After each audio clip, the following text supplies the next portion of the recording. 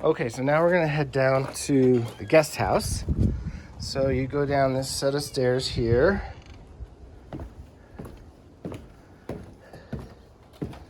Which is in pretty good shape. I can tell this has been painted recently. So there's a little area here that you could use for things too.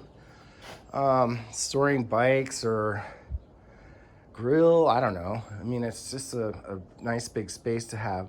That little door there goes into the crawl space and the laundry room for the downstairs unit. I'll show you that from the inside because that door is locked. 2 electric meters. So both of the houses are separately metered. And now you have this nice big area here too, where they've got a coyote fence that kind of separates again from the main house to the guest house. And these lovely planter boxes, which have been a little neglected, but those could probably be brought back. There's a little bit of a grapevine here, which is hanging on. See, all it just needs is some water and stuff and it'll be all right. Anyway, you've got these 2 really cool planter boxes over here. Might be a little bit on the shady side in this area for growing stuff, but it's worth a shot. Oh, there's 3 of them. There's another one tucked back over there. And then you have this nice big tree. I believe that's an elm. It's not preferred, but it is what it is. And some clean outs for the sewer line. That would be one thing we would definitely want to inspect, is to see what the sewer line condition is. A lot of times these older houses, they haven't upgraded the sewer lines. So that's something definitely to look at. Okay, so now you have this whole other really beautiful area that is for the guest house. This really cool, huge portal, which I showed you the top of the roof earlier. So that's got some Latias and Vigas on there. And really private.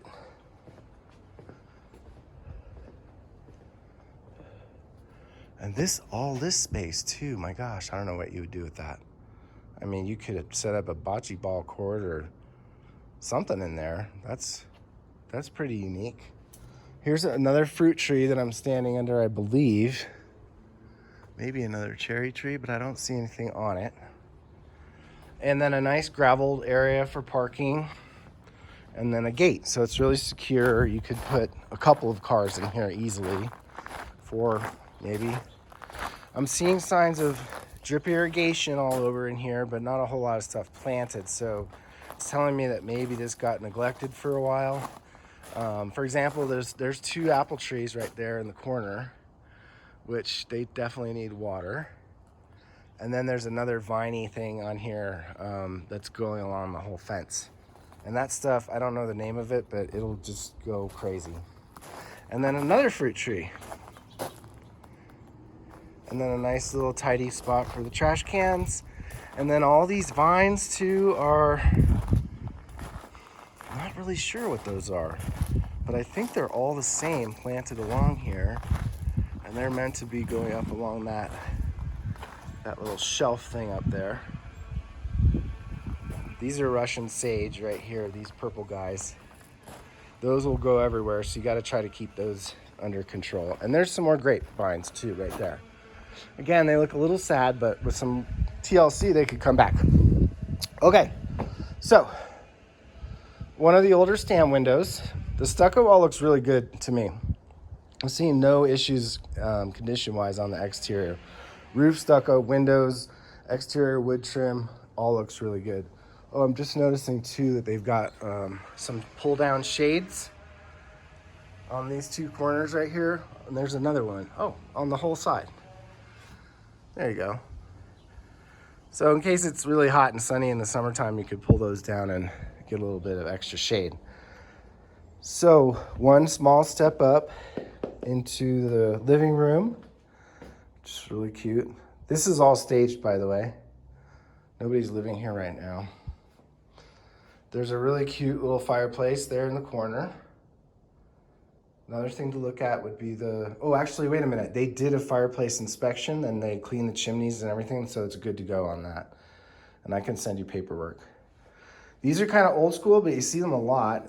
It's a gas wall heater, and they work really well, and you know, they can last forever. So even though that might be a little bit old, my guess is it probably works just fine. And it's not a big space, so.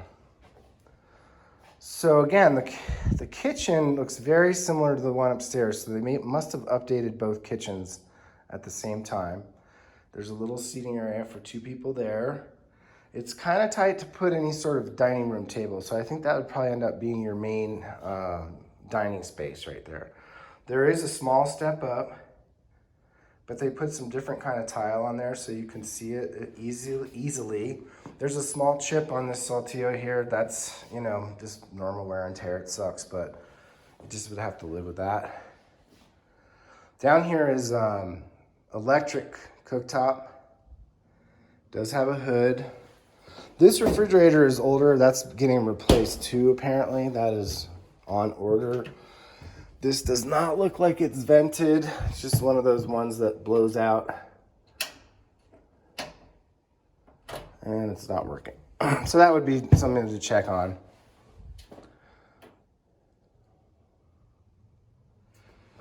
Dishwasher. Okay, so, and it's saltillo tile throughout until we get into the bedroom. This is considered probably the main bedroom. And there is a small step down from the saltillo tile to the wood floors. And a really cute little fireplace again. Here's your wall heater. It's kind of a pass-through, so it's on both sides of the wall there. The windows in this room are a little bit older. Original, and then it's got the beams again, so it's a little bit different than the Vigas, but it's beams and tongue and groove, but really nice authentic feel in here. Apparently they had a leak on the faucet that's outside this wall right here, but they had that all replaced and repaired. Small linen closet.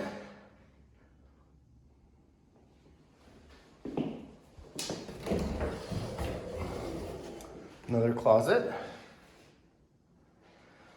Apparently they had this bottom unit rented out to one of the kids, and she lived here by herself for a while, long term.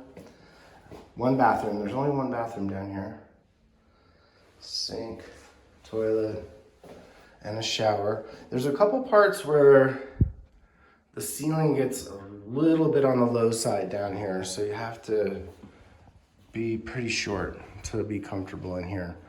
So we're switching back to the wood floors.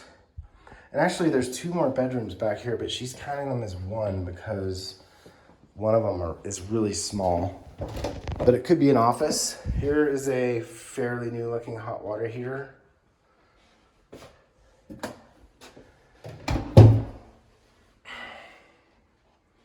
But you can sort of tell the ceilings are pretty low in this little hallway, maybe like 7 feet. And this doorway is pretty short. I would say this doorway is maybe 6'4". I'm 6 feet. I don't have to duck to get through there, but apparently a guy came and looked at it the other day. It was 6'3", and he definitely ducked. This side is a little bit taller up. And this is the room that's kind of on the small side. Oh, there's another bathroom back here. I forgot about that. So this is teeny. This is probably 9 by 9 or maybe 10 by 10. But it has a window, has its own bathroom. And this back here has this, this is an electric wall heater. Those are very cool. They're pretty energy efficient, so they don't use a whole lot of electricity. Clearly they haven't used it for a while. And then another small closet.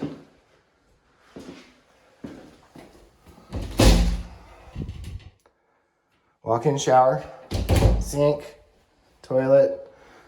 I mean, this would make a really solid rental if you guys wanted to do like shorter term.